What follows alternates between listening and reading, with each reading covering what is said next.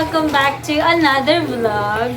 So, itong vlog na to, sobrang magiging informative siya. Charot, informative. Sobrang init ngayon sa Pilipinas, kaya bumili kami ng air cooler. Tayo ay mag-unbox at ating ita-try. I-review na rin natin. So, nabili namin siya sa Ace Hardware sa may Fairview.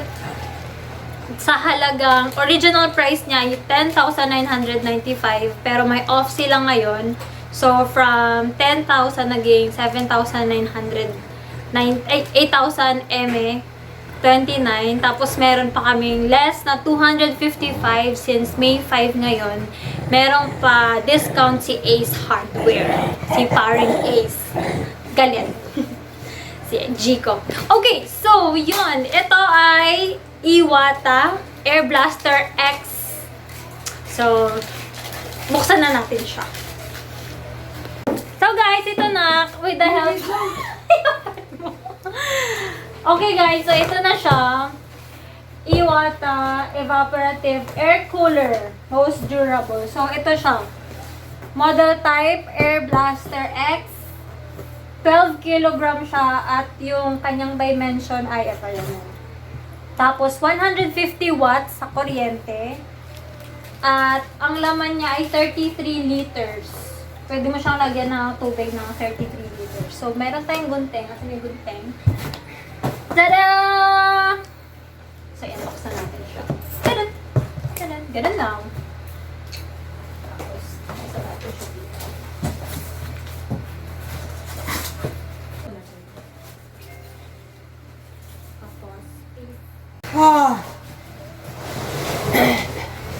Pahawak mo makabat po ba? Ilaw, ano? Nakuha po. Yan, napakalaki niya guys. So, yan.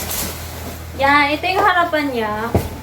So, i-demo ko lang siya ng mabilis. Meron siya ditong swing, fan, tsaka yung pump. Ito yung kapag may tubig, i-on mo lang siya. Ganyan.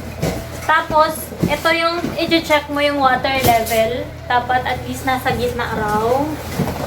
At sa likod, ito yung lagayan niya ng tubig. Ito na lang pang ganyan. Yan.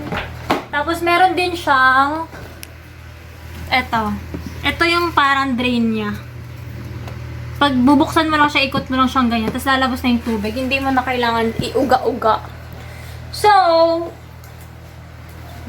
at kung halimbawa maglilinis kayo ng ng filter, i-unscrew nyo lang tong screw.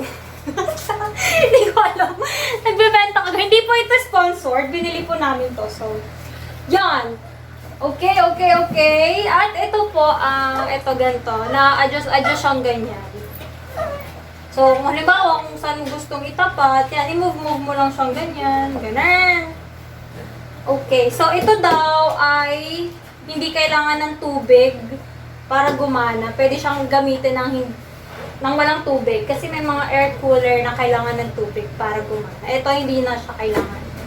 So, yan. Tatry natin siya kung gagana siya. Gumana naman siya kanina sa Ace Hardware. So, tignan na natin. Pa-stop ulit mo.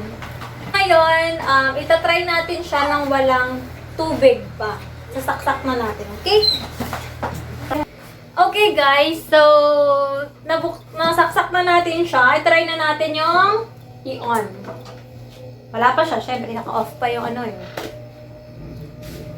Ito yung number 1. Ang lakas! Okay na siya sa number 1 eh, no? Para siyang number 2 ng electric fan. Diba? Ayan siya. Number 2, kung makikita nyo, gumagano na yung bahay namin. Tignan nyo yung buhok ko. Ayan, ito na yung ano. Yan, check nyo. Oh, yan. Balik natin sa number 1. Ganyan lang yung buhok ko sa number 1. Number 2. Yan, number 2. At number 3. Ah, charot. Yan yung number 3. Lakas niya, diba? So, kung makikita nyo, hindi siya nakikita kasi parang lakas. Yung ano niya, yung nag-i-swing.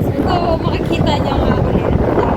Nagsiswing siya ganyan from left to right. Yan. Ito yung number 2. Lakas na siya.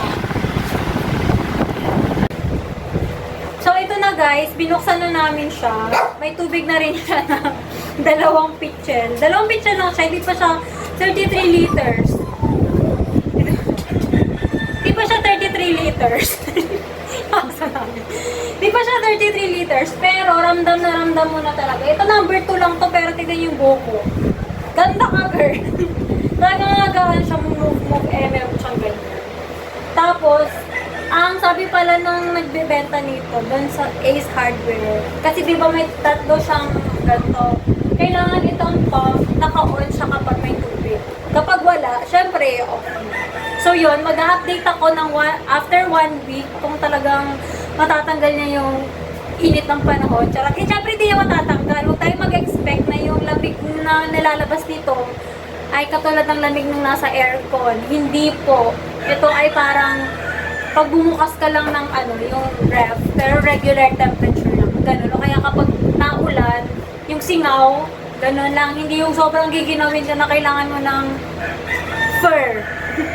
Kaya na lang siya talaga parang pang maliwalas na.